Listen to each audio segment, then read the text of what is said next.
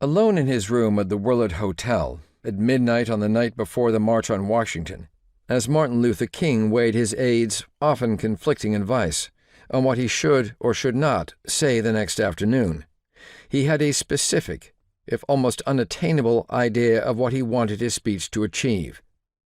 It needed to be a sort of Gettysburg Address, he had quietly told a black journalist a few days earlier.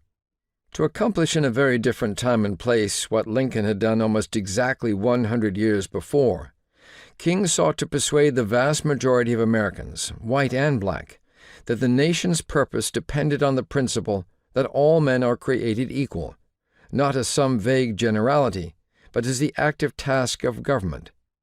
That American freedom had not been accomplished at the Revolution, but was a promise still to be fulfilled, a promissory note to which every American is heir, and that such freedom was inextricable, that the freedom of white Americans depended on that of black Americans.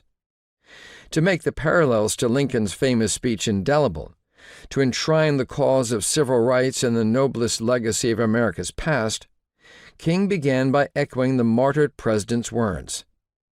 Standing on the marble steps of the Lincoln Memorial, the gleaming pillars, brooding statue, and late afternoon sun behind him, the banked microphones and hot, travel-wearied crowd before him, he offered his vision as the completion of Lincoln's own. 50 years ago, a great American in whose symbolic shadow we stand today signed the Emancipation Proclamation. But 100 years later, the Negro is still not free. King's words and message drew on Lincoln's, on the rededication of America to the nation's unfinished work. He wanted to make those long familiar phrases, engraved in the monument's walls, recited by school children to symbolize the nation's purpose, new and urgent, the business of today.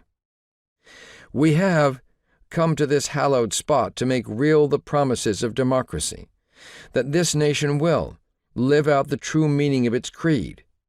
We hold these truths to be self-evident, that all men are created equal. The power of King's address will be borne out not only by the judgment of history, as the most important American speech of the 20th century, second in our history only to Lincoln's, but immediately by the fears of those diametrically opposed to King's ideas. The FBI's Assistant Director of Domestic Intelligence immediately wrote to J. Edgar Hoover, "We must mark him now, if we have not done so before, as the most dangerous Negro of the future of this nation,